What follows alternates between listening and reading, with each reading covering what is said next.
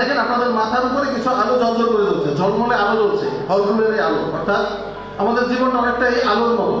আপনি কিভাবে আপনার জীবনকে সাজাবেন, আলোকিত করবেন। আমার বাবা একটা কথা বলতেন, it's your life, colour it. তার মানে আপনার জীবনকে আপনাকে রঙিন করতে হবে। আপনাদের সাথে আমরা থাকবো, কিন্তু সেই লাইফটা যদি আপনারা না জ্বালান, কালার করার উদ্দেশ্য, জীবনকে রঙিন করার জন্য যদি আপনারা নিজেরা আগ্রহী না হন, তাহলে কিন্তু আমরা আপনাদেরকে সহায়তা করতে পারবো না। এজন্যই আজকে আমাদের এই অনুষ্ঠানটা। কারণ এখানে দুই একজন বক্তা অবশ্য বলেছেন, আমার মনে হয় সাংবাদিক মহোদয় বলেছেন, কারণ আমরা চাচ্ছি যিনি মেধাবী, যিনি ভালো, তাকে যেন আমরা এগিয়ে নিয়ে যেতে পারি। অর্থাৎ এখানে জিপিএ 5 যিনি পাবেন তিনি পুরস্কার পাবেন, যিনি ভালো বিশ্ববিদ্যালয়, ভালো মেডিকেল কলেজে বুয়েটে বা প্রকৌশল বিশ্ববিদ্যালয়ে ভর্তি হবেন তাকে আমরা দিব। সেক্ষেত্রে অসচ্ছলতা একটা ব্যাকগ্রাউন্ড থাকবে। আপনাদের মনে রাখতে হবে যে আমরা যারা বিভিন্ন ধর্ম পালন করি, আমাদের কিন্তু মৃত্যুর পরে সৃষ্টিকর্তাও কিন্তু আমাদের যাচাই করবেন। আমরা নামাজ পড়ি না, আল্লাহর কাছে আপনি চান, সামনে রমজান আসছে, আমরা নামাজ পড়ি না, সবাইকে চাইলে বেঁচতে যেতে পারবো, সবাইকে স্বর্গে যেতে পারবো, উনিও কিন্তু আমাদের জাজ করবেন। আমাদের একটা জাজ থাকবে। তবে সেক্ষেত্রে বাগেরহাটের জেলা পরিষদ সবসময় আপনাদের পাশে থাকবে।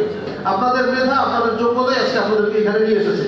দু একজন শিক্ষার্থী কিন্তু বলেছে যে আপনারা আগে এখানে কল্পনা করছিলেন আপনি এখানে আসবেন, অর্থাৎ তার জীবন সে স্বপ্নটা শুরু হয়েছিল। আমরা আশা করছি আজকে যারা এখানে উপস্থিত হচ্ছেন তাদেরকে দেখে সামনে হয়তো আমাদের এই হলরুম ভরে যায়। আমি চাই যে এই হলরুমের জায়গা হোক, প্রয়োজনে আমরা স্টেডিয়ামে করবো, অর্থাৎ বাগেরহাটের ছাত্রছাত্রীরা আরো মেধার পরিচয় দেয়, আমরা যেন তাদের জন্য আরো বেশি কর্মসংস্থান করতে পারি।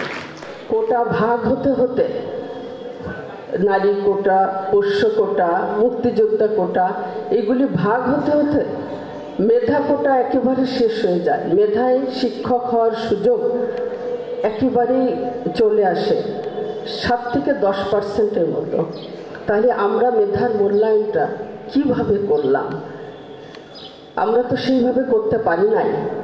যারা পেরেছে সেই আমাদের ছাত্ররা জীবন দিয়ে, রক্ত দিয়ে রুখে দাঁড়িয়েছে, এবং সেটির কারণে আজ বৈষম্য, আমি তো নিয়োগের ক্ষেত্রে, আমি প্রাইমারি নিয়োগের ক্ষেত্রে বলতে পারি এখান থেকে দূর হয়েছে।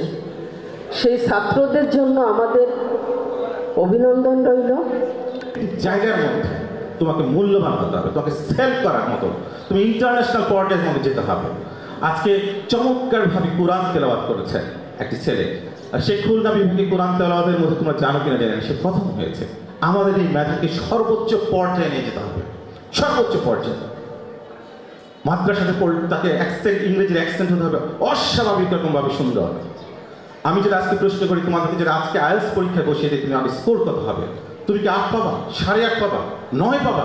Outstanding, you are become international citizen. শুধু বাগেরহাটের মধ্যে না, আমাদের ইচ্ছা হচ্ছে, মনে রাখতে হবে, বৃক্ষ তোমার নামকে ফলে পরিচয়।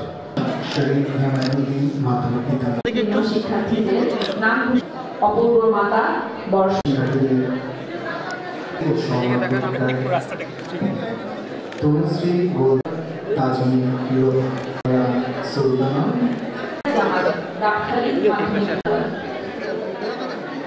এ পর্যায়ে হাজি আব্দুল হামিদ মাধ্যমিক বিদ্যালয় থেকে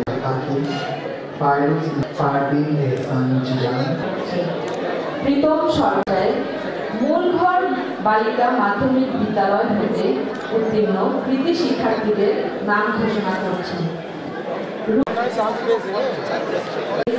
ও সম্মান পরীক্ষায় প্রথমে সরকারি প্রফুল্ল চন্দ্র কলেজ হতে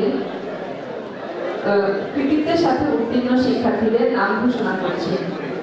ফারহানা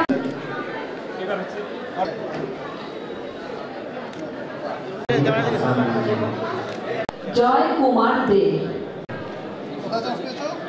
এই পর্যায়ে প্রণামী